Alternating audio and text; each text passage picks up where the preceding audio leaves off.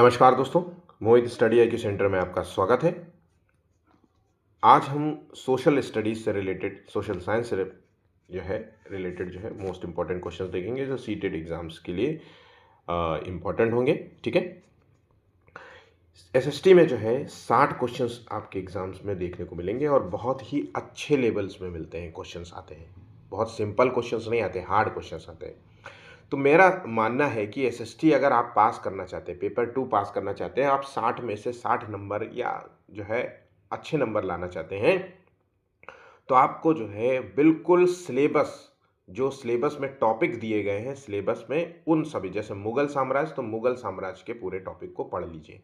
मैंने जो है इससे पहले आपको ऑलरेडी जो है एसएसटी से रिलेटेड बहुत सारे वीडियोस अपलोड किए हैं, आप उनको जाकर के देख सकते हैं। ठीक है, तो आइए आज जो है क्वेश्चंस को देखते हैं।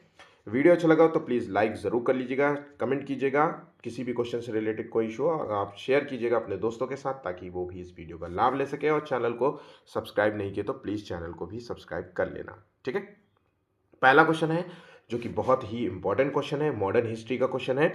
निम्नलिखित में से कौन एशियाटिक सोसाइटी ऑफ बंगाल का संस्थापक था? तो एशियाटिक सोसाइटी ऑफ बंगाल की स्थापना जो हुई थी वो हुई थी कलकत्ता में। ध्यान रखना, ये भी आपके लिए एग्जाम के लिए महत्वपूर्ण है। कलकत्ता में हुई थी और 1784 में इसकी स्थापना हुई थी। तो इसकी स्थापना किसने किया था? तो इसकी स्थापना किया था विलियम जोन्स ने किया था। ऑप्शन यहाँ पे बी इसका सही जवाब हो जाएगा। ठीक है, नेक्स्ट क्वेश्चन है, निम्न कथनों को पर हमें विचार करना है। तो पहला जो कथन है वो है मुद्रा राक्षस के रचयिता विशाख दत्त हैं। क्या यह कथन सही है? तो देखिए, मुद्रा राक्षस के जो रचयिता हैं वो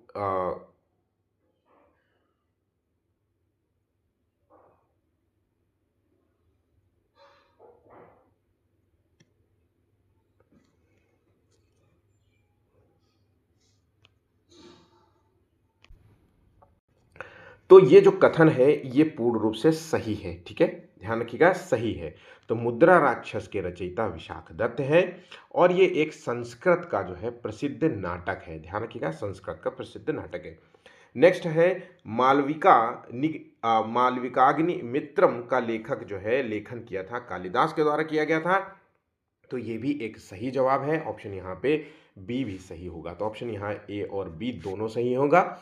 ध्यान रखिएगा, मालविकाग्नि मित्रम जो है ये शुंग वंश के राजा जो है अग्निमित्र और उनकी जो है प्रेम कहानी थी, जो उनकी प्रेमिका थी मालविका की प्रेम कहानी का वर्णन किया गया है। ठीक है, कालिदास ने इसका वर्णन किया था। Option B.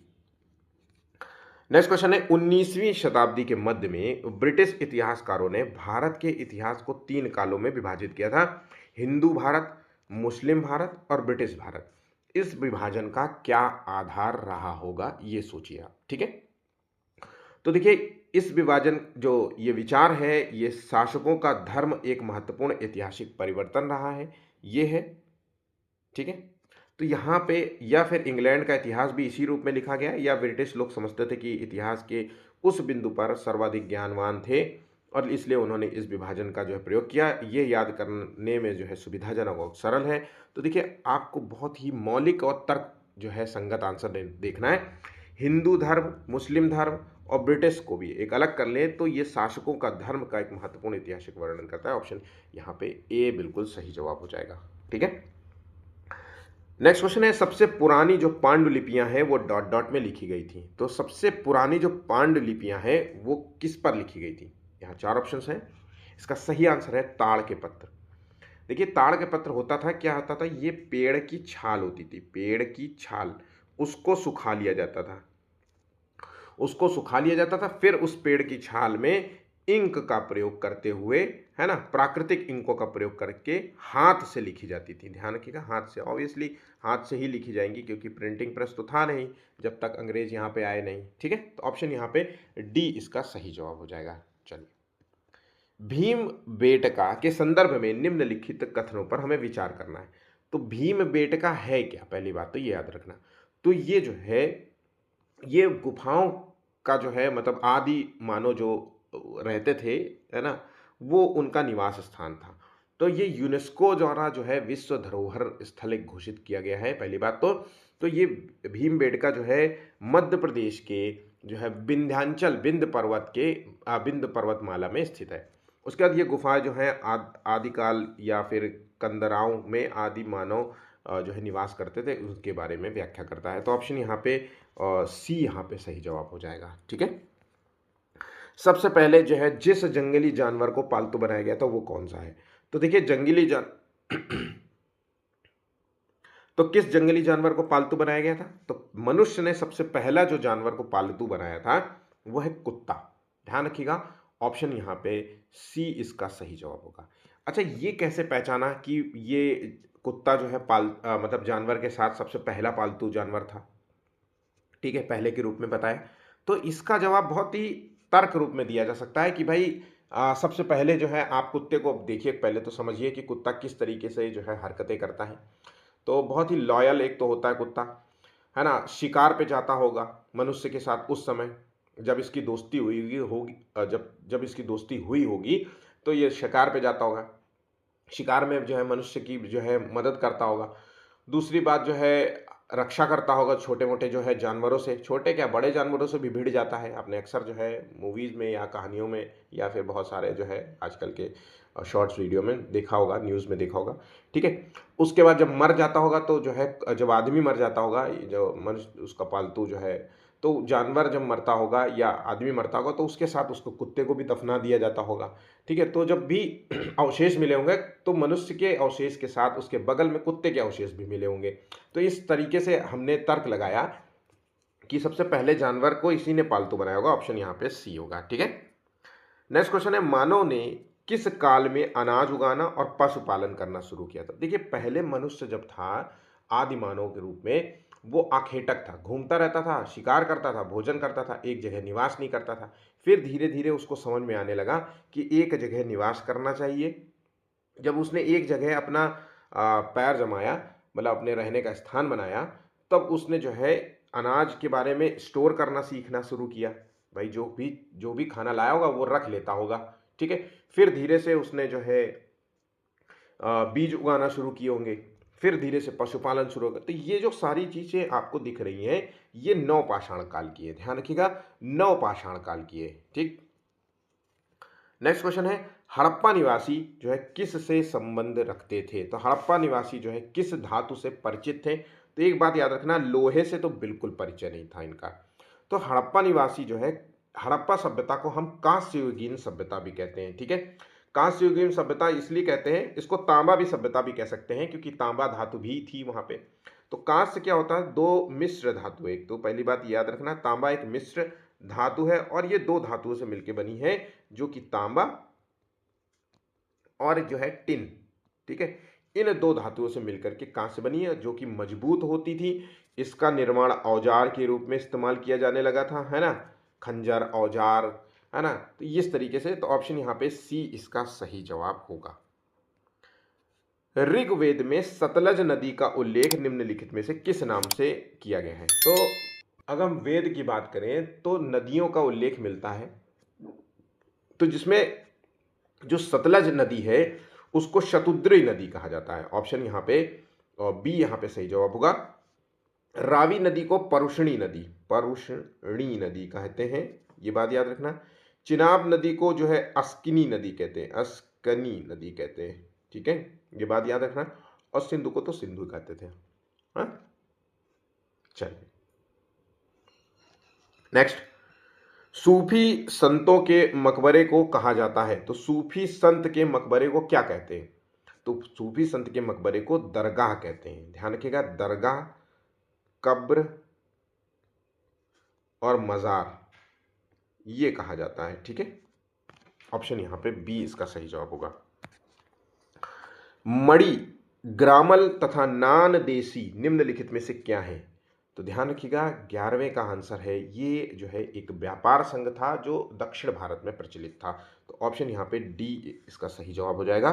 ठीक है, नोट कर लेना, इंपॉर्टेंट है। ऐसे ही क्वेश्चंस, हार्ड क्वेश्चंस एग्जाम्स में पूछे जाते हैं। अगर आपको भरोसा नहीं होता है तो एक बार प्रीवियस वीडियो देख लीजिए, प्रीवियस पेपर देख लीजिए, आपको पता चल जाएगा कि क्वेश्चंस का लेवल बहुत अच्छे लेवल में आता है। ठीक है।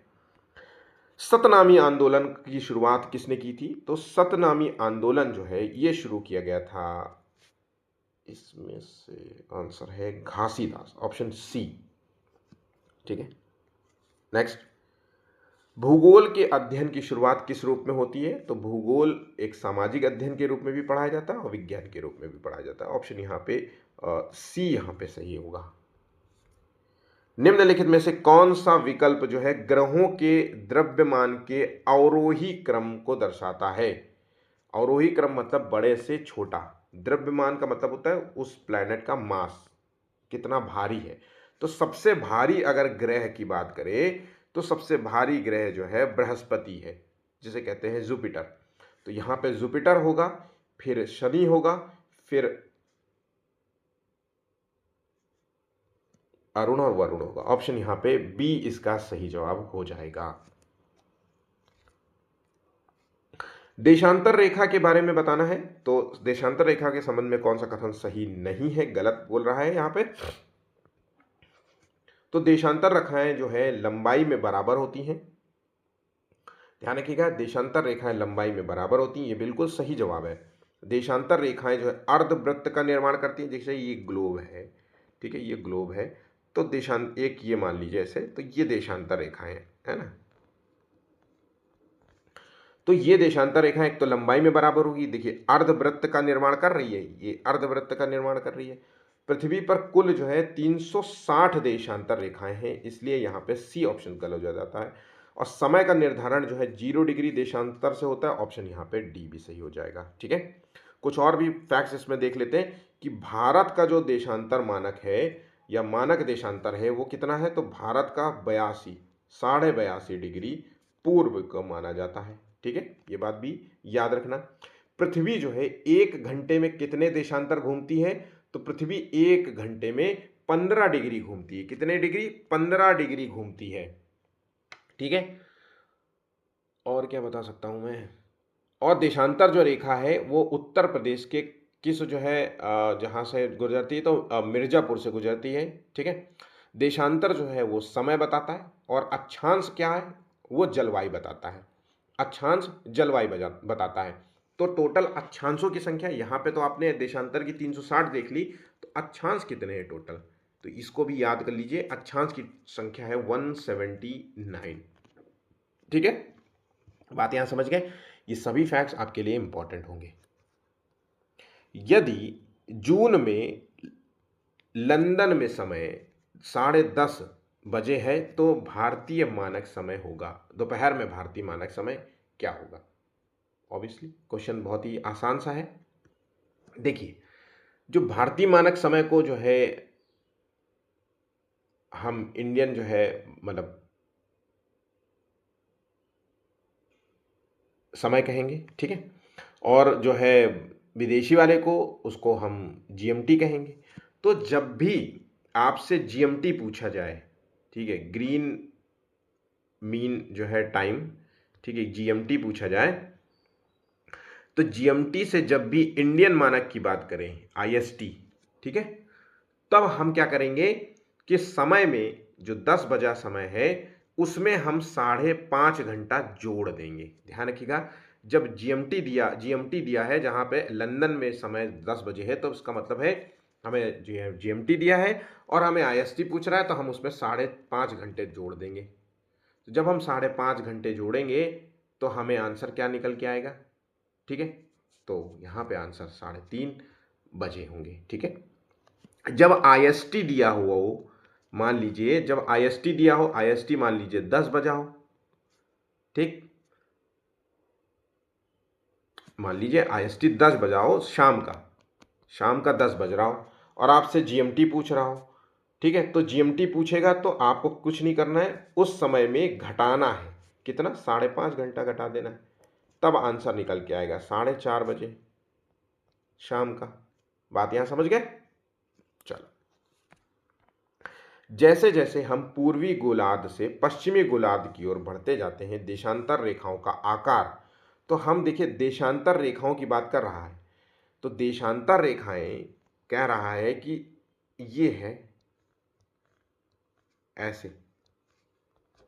ठीक है, टोटल 360 है, सबकी समान दूरी है, ये बीच की रेखा है, अर्धवृत्त की तरह कार्य करती।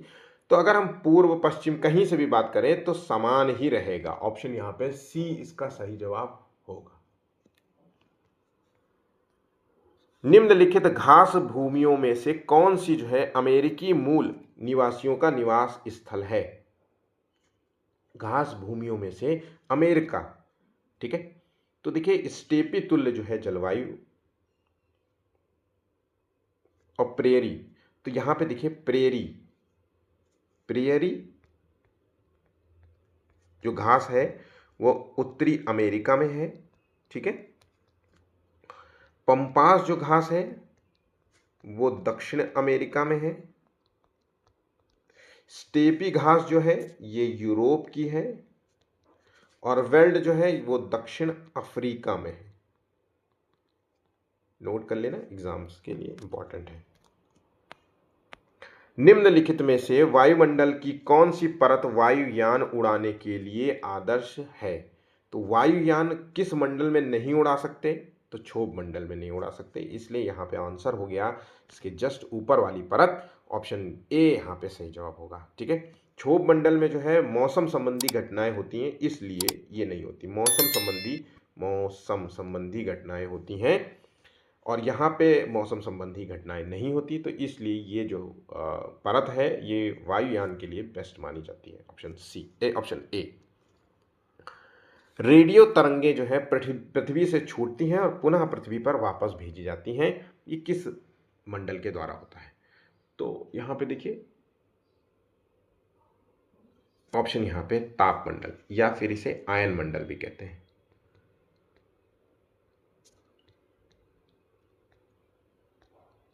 ठीक है, नेक्स्ट। निम्नलिखित में से कौन जो है जहाजों के नौकायान में सहायता करता है? तो ऐसे क्षेत्र जहां पे गर्म समुद्री धाराएं और शीत समुद्री धाराएं मिलती हैं, तो देखिए जो एक ऐसा क्षेत्र होता है जहां पे गर्म पानी और ठंडा पानी मिलता हो, तो वहां पे क्या जनरेट होगा? भाप जनरेट होगी। और जब भाप जनरेट होगी तो क्या नौकायान उड़ाए, मतलब नौकायान चलाए जा सकते हैं जहाज में पानी में, ठीक है। तो भाप की बात हो रही है। और उसके बाद ये जो क्षेत्र होता है जहाँ पे गर्म और ठंडा पानी मिलता है, यहाँ पे भाप होती है, और ये जो है मछली पालन की दृष्टि से हम अगर बात करें तो ये बहुत अच्छी मानी जाती है, इसलिए ये आंसर तो नहीं होगा। ये क्वेश्चन के रूप में पूछा गया है, ठीक है, कि कौन सा क्षेत्र मछली पालन के दृष्टि से बेस्ट माना जाता है? तो गर्म समुद्री धाराएं और शीत समुद्री धाराएं जब दो जगह मिलती हों, एक जगह मिलती हो, तब ऐसा होगा। उसकी समुद्री धाराओं का क्षेत्र या उच्च ज्वारीय क्षेत्र या कम ज्वार वाला क्षेत्र, तो आंसर हो गया ऑप्शन सी। यहाँ पे उच्च ज्वारीय क्षेत्र जो है नौकायान के लिए बेस्ट मानी जाती है। तैराकी जो है तैराक करने वाले होते हैं वो मृत सागर में, डेड सी में तैर सकते हैं, क्यों? बहुत बार क्वेश्चन मैंने कराया है भाई। सिंपल सा है कि नमक जो है पानी में बहुत ज़्यादा होता है मृत सागर में, तो जिससे पानी का जो घनत्व होता है वो बहुत ज़्यादा हो जाता है, ठीक है। तो अगर हम बात करें तो यहाँ पे आंसर की, तो नमक की मात्रा अधिक होने से सागर की सघनता भी बनती है बहुत ज़्यादा। ऑप्शन यहाँ पे ए इसका सही उत्तर हो जाएगा। निम्नलिखित में से कौन मृदा की प्रारंभिक संरचना को प्रभावित करता है? तो मृदा की प्रारंभिक संरचना को प्रभावित कर रहा है वो है आग्नेय चट्टान, अवसादी, कायांतरित। ये तीनों ही चट्टानें जो है मृदा के प्रारंभिक संरचना को प्रभावित कर सकते हैं, ठीक है। बात यहां समझ गए? चलो। भारत में संविधान सभा के सिद्धांत का दर्शन सर्वप्रथम किसके द्वारा तैयार किया गया था? तो भारत में संविधान सभा का दर्शन की बात हो रही है। 24वें का क्वेश्चन का आंसर होगा, देखिए बहुत सारे बच्चे इसको गलत कर रहे होंगे, ऑप्शन ए यहाँ पे सही जवाब होगा। इन्होंने पहली बार जो है 1895 में स्वराज नाम का विधेयक जो है पारित करवाया था, ठीक है। ऑप्शन यहाँ पे ए सही जवाब होगा। ऐसी राजनीतिक व्यवस्था जिसमें एक से अधिक स्तर की सरकारों को कहा जाता है। एक से अधिक स्तर मतलब केंद्र सरकार, राज्य सरकार और पंचायत में नगर पालिका, स्थानीय सरकार, पंचायती, या फिर हम कह सकते हैं स्थानीय सरकारें, ठीक है। तो ये तीन की बात हो रही है यहाँ पे, तो इस जो है व्यवस्था को कहा जाता है संघवाद। ऑप्शन बी यहाँ पे होगा। भारत का संविधान कब अपनाया गया था? तो देखिए भारत का जो संविधान है उसे अपनाया गया था ऑप्शन बी 26 नवंबर 1949 को, और 26 जनवरी 1950 को इसे लागू किया गया था। ठीक है, ऑप्शन यहाँ पे सी भी है और बी भी है। तो कब अपनाया गया था तब भी यह होगा, लागू करने का बात पूछे तो ऑप्शन सी आंसर आपको उत्तर देना होगा। ठीक है, नेक्स्ट, निम्नलिखित में से कौन जो है भारत की संविधान सभा में मसौदा समिति के अध्यक्ष थे? तो संविधान सभा में जो है मसौदा तैयार किया था, संविधान का मसौदा तैयार किया था, हमें हमेशा एक ही नाम याद रखना है, doctor B R Ambedkar, option A. 42वें संविधान संशोधन में संविधान की प्रस्तावना में जोड़ा गया था। तो 42वें कॉन्स्टिट्यूशन अमेंडमेंट जो कि 1976 का है, इसमें जो है 3 जो है प्रावधान जोड़े गए थे प्रस्तावना में, प्रियम्बल में, एक समाजवादी, पंथनिरपेक्ष और अखंडता। ऑप्शन सी यहाँ पे सही जवाब होगा। रटते हुए जाना है ये क्वेश्चंस। संयुक्त राज्य अमेरिका में नागरिक अधिकार आंदोलन शुरू हुआ था किस को लेकर के? तो अफ्रीकी और अमेरिकी नागरिकों के बीच में समान अधिकारों तथा जातीय भेदभाव को लेकर के समाप्ति की मांग को लेकर के हुआ था। जैसे भारत में जातिवाद है, वैसे ही अमेरिका में काले और गोरे वाला भेद जो है बहुत ज़्यादा होता है। ठीक है, तो उसी को लेकर के ये मांग शुरू हुई थी। ऑप्शन ए यहाँ पे सही जवाब होगा। भारत की सर्वोच्च जो है कानून निर्माण संस्था कौन सी है? तो अगर सबसे कानून निर्माण संस्था की बात करें तो संसद है, जहां पर कानून बनाए जाते हैं। ठीक है, तो ऑप्शन यहां पे सी होगा। भारत में राज्य के राज्यपाल की नियुक्ति कौन करता है? तो भारत में राज्य के राज्यपाल की नियुक्ति भारत के राष्ट्रपति करता है। ठीक है, ऑप्शन यहां पे सी होगा। भारत में पंचायती राज निम्नलिखित में से किस संविधान संशोधन द्वारा लागू किया गया था? तो पंचायती राज की अगर हम बात करें तो यहाँ पे 73 में जो है कॉन्स्टिट्यूशनल अमेंडमेंट द्वारा जो है इसे लागू किया गया था 1993। ठीक है, अगर इसकी बात करें तो पूरे देश में जो है 24 अप्रैल 1993 में इसे पूरे देश में लागू किया था। ठीक है, तो 24 अप्रैल को ही पंचायती राज जो है दिवस भी मनाया जाता है, ये बात भी याद रखिएगा आप। ठीक है, चलो, नगरीय प्रशासन के संदर्भ में निम्नलिखित में से कौन सा कथन सही है? जैसे कि पंचायती राज होता है वैसे नगर पालिकाएं भी होती हैं, है ना? तो इसके संदर्भ में हमें देखना है कि जैसे पंचायत के लिए 73 हुआ था, वैसे नगर पालिका के संदर्भ में 74वां कॉन्स्टिट्यूशनल अमेंडमेंट तैयार किया गया था, जिसके द्वारा नगरीय जो है व्यवस्था को, नगरीय स्वशासन को जो है वैधानिक दर्जा दिया गया था। ये बिल्कुल सही है। छोटे शहरों में जो है नगर परिषद होती है और बड़े शहरों में जो है नगर निगम होती है। तो ऑप्शन यहाँ पे दोनों ही कथन सही है, तीनों ही कथन सही है, ऑप्शन डी यहाँ पे सही जवाब हो जाएगा। बहुत अच्छा क्वेश्चन है, अच्छे से तैयार होना चाहिए।